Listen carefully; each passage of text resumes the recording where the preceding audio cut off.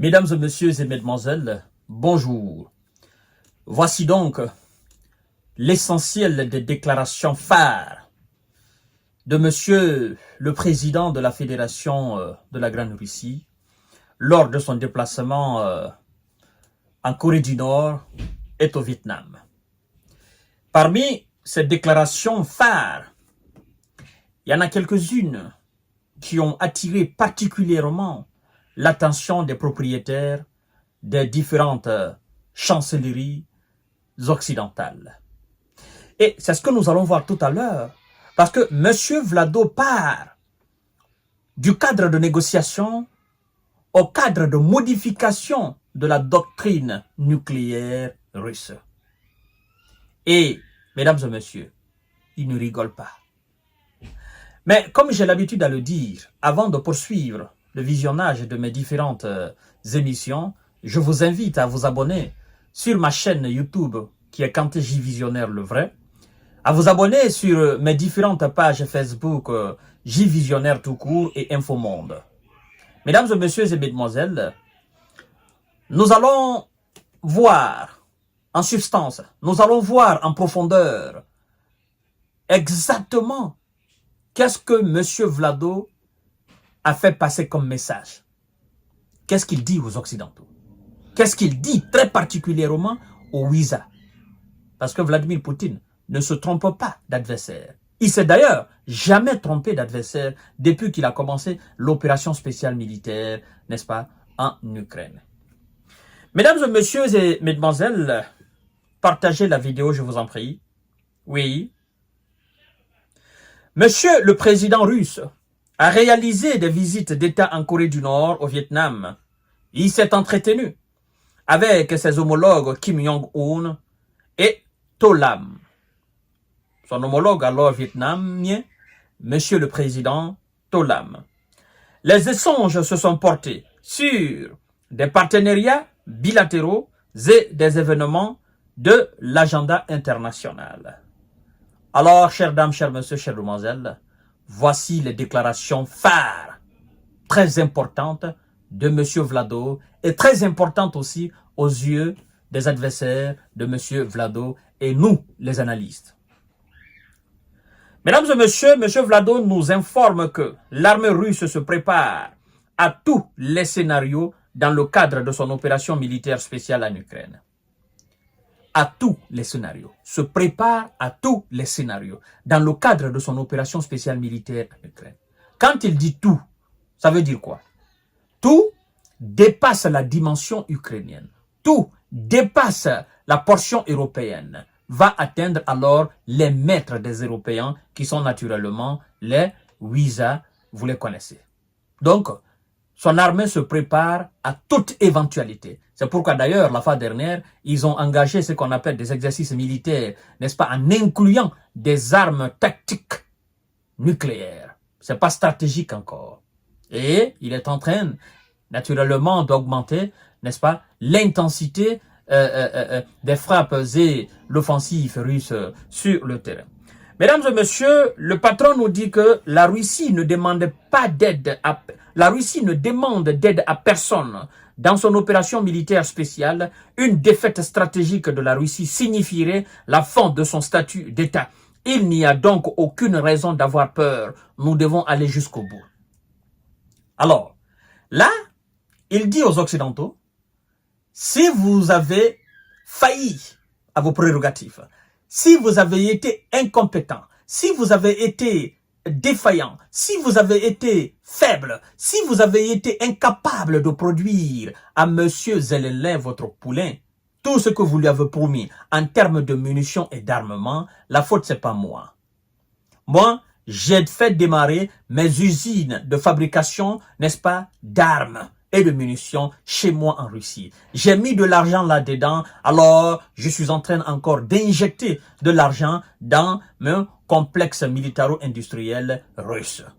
Ne soyez pas étonnés, je sais que vous êtes impressionnés par la quantité et la qualité d'armes produites chez moi en Russie. Et c'est ce qui vous pousse d'ailleurs à dire que la Corée du Nord ou la Chine ou je ne sais quoi encore m'envoie des armes. Vous n'êtes pas sans savoir que Moi, j'ai la technologie. Moi, j'ai les moyens. Moi, j'ai les ressources. Ressources en termes financiers, ressources en termes aussi humaines. Donc, j'ai tout ce qu'il me faut en Russie pour la conception de mes armes. Et vous connaissez, vous le savez, mais vous faites pertinemment exprès afin de salir l'image de mon pays. Mais laissez-moi vous dire, je n'ai besoin de l'aide de personne dans mon opération spéciale. Et vous savez que la défaite stratégique russe sera alors la fin de l'existence de la Russie en tant qu'État. Et donc, n'ayez pas peur. Il dit à son peuple, n'ayez pas peur. Nous irons jusqu'au bout. Parce que ce que je viens de dire, ça n'arrivera jamais. Même devant ceux qui sont qualifiés comme étant les plus grandes forces de ce monde-là, ils ne peuvent pas battre la Russie sur le terrain. Parce que eux-mêmes, ils le savent. Ils le savent qu'ils ne peuvent pas. Et donc, n'ayez pas peur, population russe et population, n'est-ce pas, du monde, n'ayez pas peur. Il n'y aura pas de défaite stratégique russe infligée à la Russie. C'est ce que ça veut dire. Mesdames et messieurs, le patron nous dit ceci. L'Occident remplacera M. Zelensky au premier semestre 2025, lui imputant toutes les décisions impopulaires. C'est pas lui d'ailleurs qui a été le premier à dire. Il y a même des analystes occidentaux qui ont dit clairement que M. Zelensky va sauter dans les années 2025 parce que l'Occident ne peut pas continuer à injecter de l'argent et qu'il n'y a pas de résultats sur le terrain. Vous savez, le problème c'est quoi? C'est que l'Occident injecte de l'argent, mais au lieu que M. Zelensky et ses hommes avancent, ce sont eux qui reculent. Et à chaque fois que l'Occident injecte de l'argent, c'est la Russie qui avance. Donc ça démoralise les Occidentaux. Ils se disent, mais écoutez, nous envoyons de l'argent, mais nous ne voyons pas de résultats. Et nous ne pouvons pas continuer d'envoyer. Parce que c'est pas nous qui créons cet argent, ce sont nos différentes populations qui sont en train de nous démentir, qui sont en train de s'opposer à notre politique en Ukraine, naturellement, qui donne cet argent parce que c'est l'argent du contribuable de nos différentes populations à travers nos différents pays. Et donc, les spécialistes se basent sur un certain nombre de choses pour dire que M. Zelensky va sauter. Et M. Vladimir Poutine dit que au premier trimestre 2025, n'est-ce pas, les Occidentaux vont naturellement se débarrasser de M. Zelensky, lui imputant toutes les décisions impopulaires, naturellement. Ça, c'est une vérité. Et d'ailleurs, il faut dire qu'il est impopulaire au pays. Ça, c'est pas un mensonge, c'est une réalité. Le patron continue en disant ceci. L'Occident pousse Kiev à agir à tout prix et cela coûtera cher aux forces armées des Ukrainiens. Voilà. C'est ce que j'ai dit la fois dernière.